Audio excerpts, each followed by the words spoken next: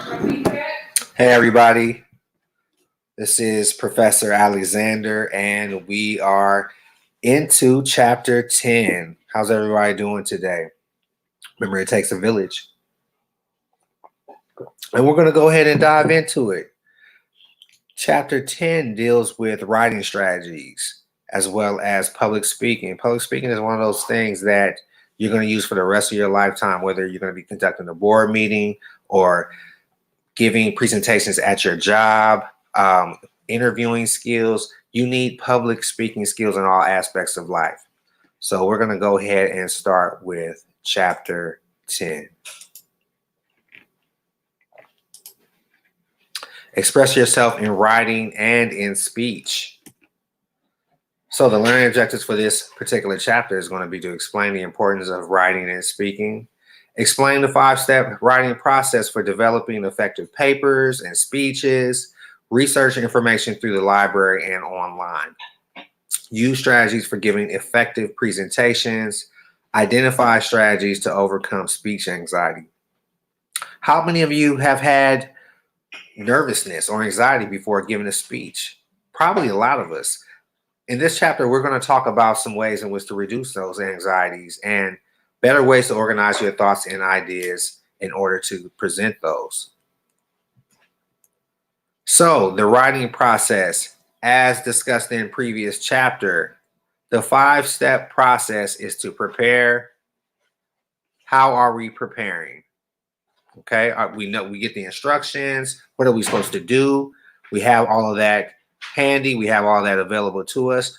Organize, right? That might come in the form of creating an outline. These are all things that are going to get you well on your way in writing that particular essay. We're going to write, develop your main topic, edit. And when you edit, have somebody proofread it. Do you edit your papers before you turn them in, or do you just write and turn them in as such? Editing is something that needs to be done, especially college level papers. So I typically have somebody that knows me very well edit it, just to make sure I'm not leaving out anything content wise. And then I have somebody that's a strong writer that might edit it for grammar and punctuation. Review. Okay, feedback. How many of you have ever gotten feedback from an instructor that you didn't agree with? Okay, that's why it's important to meet your teacher before or after class to discuss those discrepancies. The writing process continued. Prepare for a bibliography. Okay, it's really important to cite your work. You always should cite your work if you are quoting from someone. Set a schedule. Set a writing schedule. Every Tuesday and Thursday from 3 to 4, I am going to work on writing this particular essay. I'm going to work on turning in my final draft of this particular paper. Choose, if you have the flexibility in an English class or a literature class, anthropology class, so on and so forth, choose a general topic. Determine your paper, your purpose. Whenever you can form a connection, a personal connection to that paper you're writing, you're going to do better in writing that particular essay. Do preliminary reading and research on that particular essay. We're in the information world, folks. So we're in a technology-driven society, so we have information at our disposal. So don't hesitate to use Google or Bing or any of these search engines in order to find that information. And narrow down your topic if it is too broad. It usually helps to start off your essay by writing a thesis statement. This paper is about such and such, and how I'm going to connect these main ideas is X, Y, and Z. You want to map that out beforehand. And take notes. It's really important to take notes, shorthand. As you're writing your essay, you can draw for these notes and include them in your paper. And try hard not to just cut and paste. Use your own words. So, information for your research notes will include the topic. It will include the author's full name, whether this is an abstract, whether this is an article, whether it is a book or report. You also want to include the publisher, summary, the relevance to your life or to that particular class or subject, and quotations. How do we organize? So in previous chapters, we talked about the different kinds of outlines that we could create. We talked about Cornell notes. We talked about mind mapping. You could use any of these outlines. In fact, you want to choose the outline that you're most comfortable with when you're engaging in the writing process. Do an in-depth research. Revise your outline as needed. The writing process or sections of papers and speeches should include the introduction, the main body. The main body is going to have your points, your major points that you are trying to construct in this essay. Your conclusion. So your main points are going to be support, maybe even definitions, some quotations. Your introduction is going to introduce the topic that you're writing about. What is the major topic?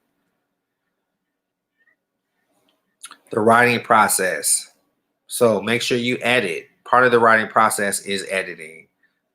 Okay, revise and then revise again. I always catch mistakes on the first revision, and then I catch some more mistakes, maybe less on the second revision, but I still catch mistakes when I'm proofreading my own essay.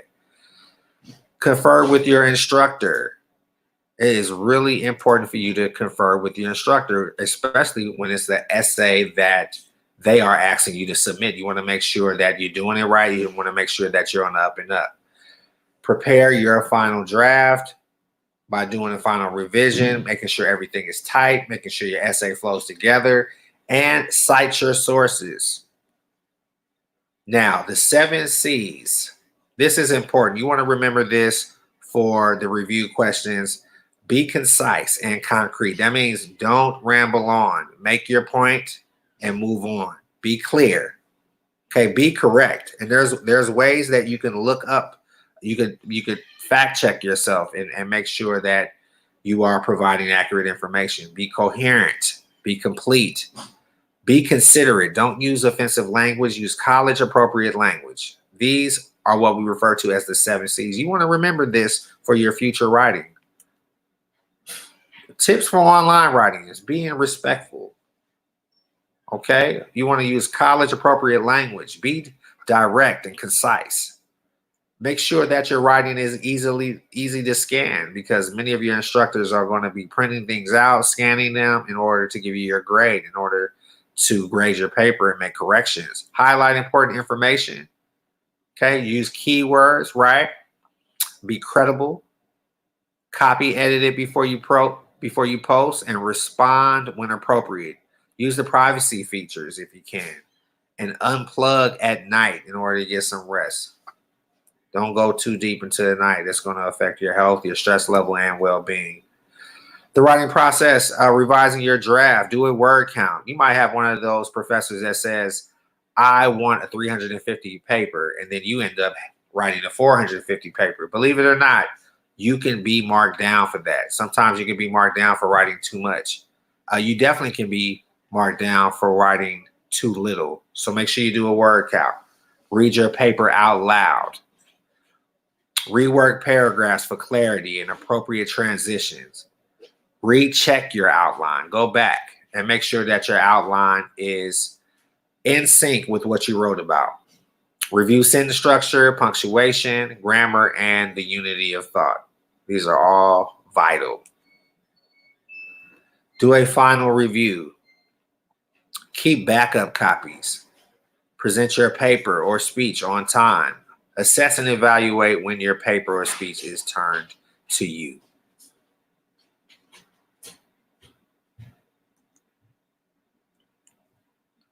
Information literacy, using the library for research, books, periodicals, reference materials, interlibrary loans, or ebooks. Use your campus library for these. It's a wealth of information there in terms of the books that you could rent out, reference materials that you could refer to and include in your essays. Interlibrary loans could help you save a ton of money as opposed to buying those books from the bookstore, which could be very expensive, and your ebooks. Information literacy, taking your search online, thinking about a question you want to answer from an online source. Identify these keywords and ideas in your question. Directories such as Yahoo, Google, Bing, these are all search engines that we can use that are at our disposal because we are in that information age where a few clicks of a button and we can get that answer. We can fact check one another. How do you evaluate online information to make sure it's credible? Is the author clearly identified? Is the author affiliated with an organization? If the author is affiliated with the organization, they tend to be credible because that organization will hold them accountable. Is there a link back to the organization? Is it geared for a particular audience? Are the purposes on the page clear? Is the page part of a peer-reviewed publication? Because please believe, if it is peer-reviewed, no one wants to be on a sinking ship. So everybody is going to hold themselves accountable if it's peer-reviewed. But these are all ways to make sure that the online information is credible from a research abstract or from a research essay that you're looking at. Other ways to make sure it's credible is, does the domain name provide clues about the source of the page? Does the site provide details that support the data? Is there a bibliography?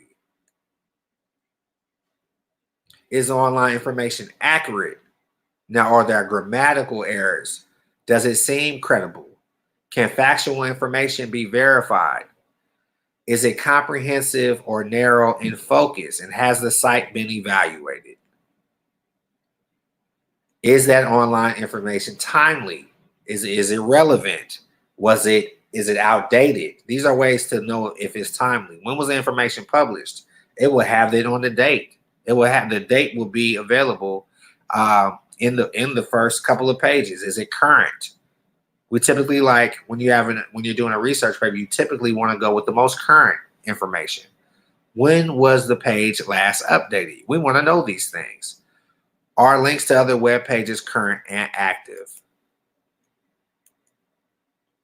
Is it objective versus subjective?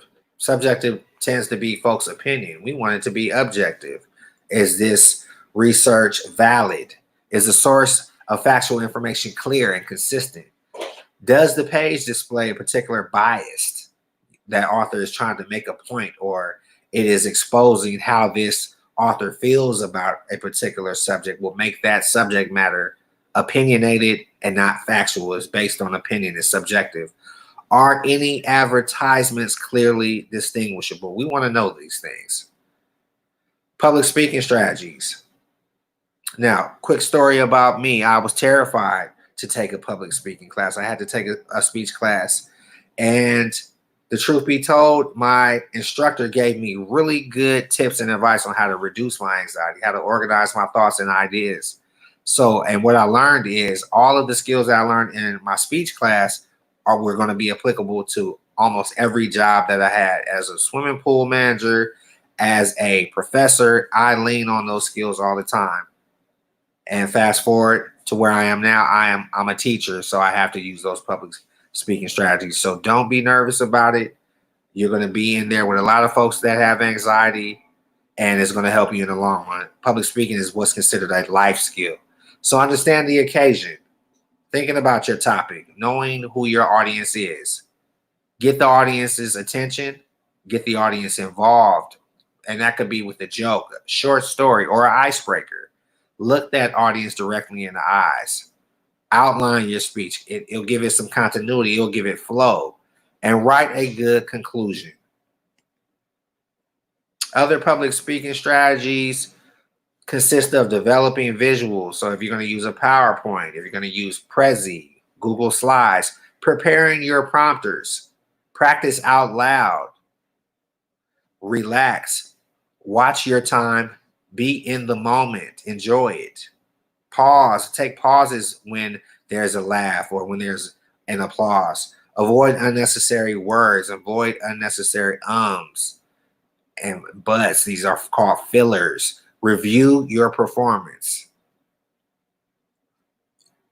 Overcoming speech anxiety. Practice. Use visuals. Dispute irrational thoughts. Your thoughts that enter into your mind, they tend to be irrational. They tend to take away from that moment of you giving that speech. Use stress reduction techniques that a public speaking teacher is going to offer up. So that was chapter 10, expressing yourself in writing and speech. And we are going to be on the lookout for those review questions that you have to answer online. Remember, proper preparation prevents poor performance. I'm going to say that again. That's the 5 P's. Proper preparation prevents poor performance. I am Professor Alexander. As always, it takes a village. We are going to be signing off. You guys have been great. You're doing wonderful. Keep going, keep pushing. You're resilient. And I'll connect with you on chapter 11. Peace, y'all.